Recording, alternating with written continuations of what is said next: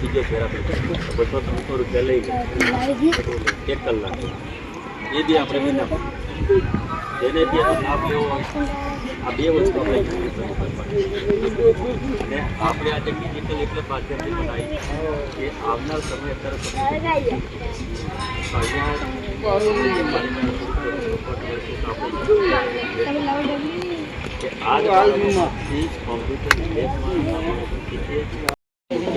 નથી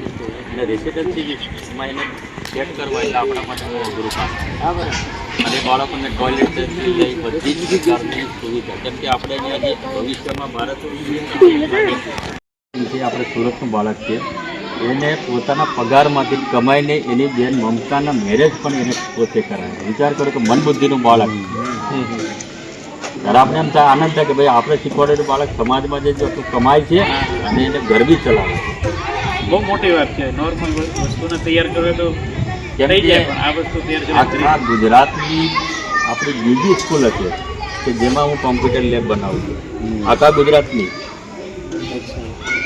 આપણે જુનાગઢ મંગલમૂર્તિ જેની એક બાળકની ફી 4 લાખ રૂપિયા છે કેટલી બાળકની ફી 4 લાખ રૂપિયા છે શીખવાડે છું આપણા જેવું છે પણ ત્યાં ભાઈ computer lab physiotherapy centre physiotherapy centre નથી અને અહીંયા આપણે બચ્ચાઓની ફીસ ઝીરો અચ્છા ઓકે વિનામૂલ્ય આપણે શબ્દ તો પછી આજે બધું ચલાવવું એ કઈ રીતે છે મારી સેલરીના 70% ખર્ચ કેમ કે આપણે આ જગ્યાએ છે કે ત્યાં હજી લોકોને જાણ નથી સમય બરાબર છે સમય એનો લાગશે જ નહીં પણ આપણે જે અત્યારે જે ખર્ચ કરીએ છીએ આપણી મહેનતથી અને આમાં જે આપણો જે મારો જે સેલરી થાય સરકારમાંથી એમાંથી 70% એમાં ખર્ચ કરી દઉં 30% મારી જોડે રાખું છું આવવા જવા માટે કેમ કે મારે એક ધક્કો 2000 કેમ કે 800 જવાના ને 800 આવવાના તમારે પછી દીકરા દીકરી બધું છે અમારા ભાઈ આ છે અચ્છા ઓકે એ લોકો બધા અહીંયા જ રહી છે અચ્છા અહીંયા જ રહે તો પછી સ્ટડી ને બધું કરવાનું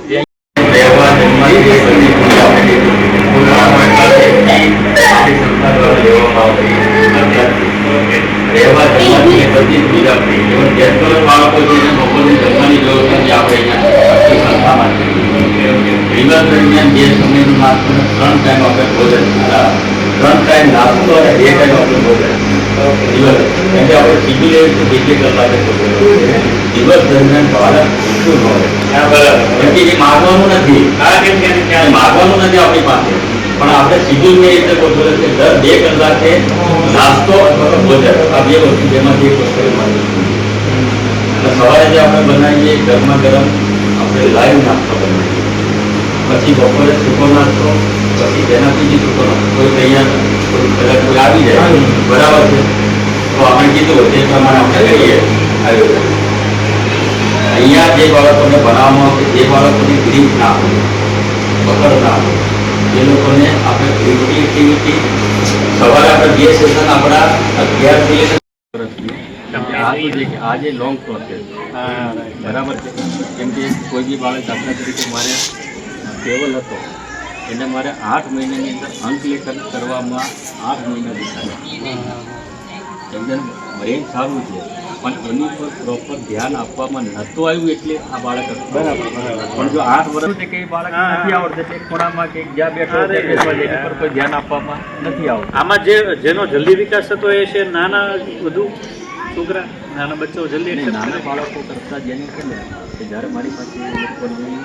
આઈક્યુ સર્ટિફિકેટ જે આવે સ્કૂલમાંથી અચ્છા ઓકે હા એની પર મને ખ્યાલ પડે કે કઈ કેટેગરીમાં છે ઓકે ઓકે એ લોકો માઇલ્ડ કેટેગરીના જે બાળકો જે છે કે જેનું આઈક્યુ 45 થી 60 સુધીના છે બરાબર એ બાળકોનો ગ્રોથ ઝડપથી થાય ટ્રેનિંગ આપવામાં આવે ને તો બહુ ઝડપથી થાય અચ્છા અચ્છા અચ્છા પછી મોડરેટ કેટેગરી કેમ કે આમાં 4 કેટેગરી માઇલ્ડ મોડરેટ સિવિયર અને પ્રોફાઉન્ડ બરાબર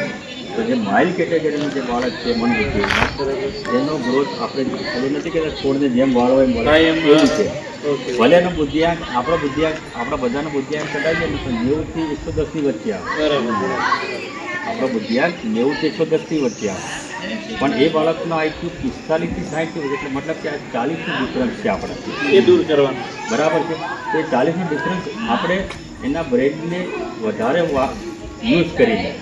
એની અંદર તેલ જેવી છે એ વધારે ઉપયોગ કરીને એમાંથી આપણે એને ધકેલવાનું છે. ઓલા બ્રેન જે છે એ એક્ટિવ કરવાનું એમ ને? હા, એટલે ધીરે બ્રેનની એક્ટિવ એટલે કે બ્રેનનો એના જેટલા યાદ રાખવાની એની જે ક્ષમતા છે એ ક્ષમતાનો આપણે ઉપયોગ કરવાનો. બરાબર. એની યાદ રાખવાની જેટલી ક્ષમતા છે એ ક્ષમતાનો વધારેમાં વધારે આપણે એનો ઉપયોગ કરવાનો. આપણે એમાં અહીંયા શીખવાડતા હોય અને અમુક વસ્તુ શીખવાડી અને કાલે પાછું રિપીટ કરી હોય તો યાદ હોય કે આમાં શું છે કે રિપીટેશન પુનરાવર્તન સતત જરૂરી છે. ઓકે, આપણને એક વાર એમાં યાદ રહી જાય તેને વળી 10 હા, એને 10 વખત મારે એ હા, જ બરાબર. વસ્તુ રિપીટેશન 10 વખત કરાવી પડે. બરાબર બરાબર. પુનરાવર્તન વધારે કરાવવું પડે. પણ એવું નથી કે નોર્મલ આ બાળક શીખી ના શકે. જો તમે પદ્ધતિસર અને પ્રોપર ટ્રેનિંગ આપો તો ઘણું બધું શીખી શકે. હા હા. કેમ કે મેં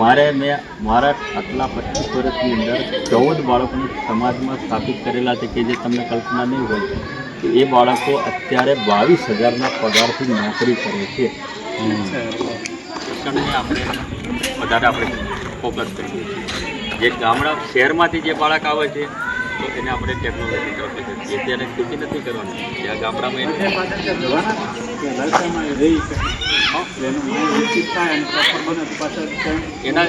એના વાલીને આપણે એમ કહીએ કે ભાઈ હવે તમે એને લઈ જાઓ.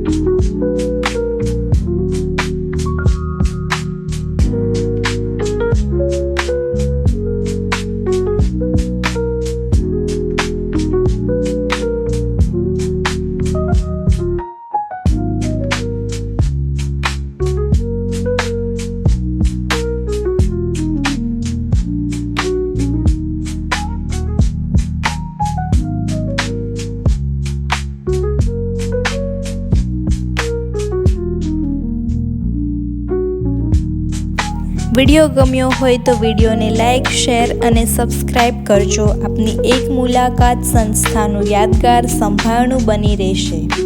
જય શ્રી કૃષ્ણ.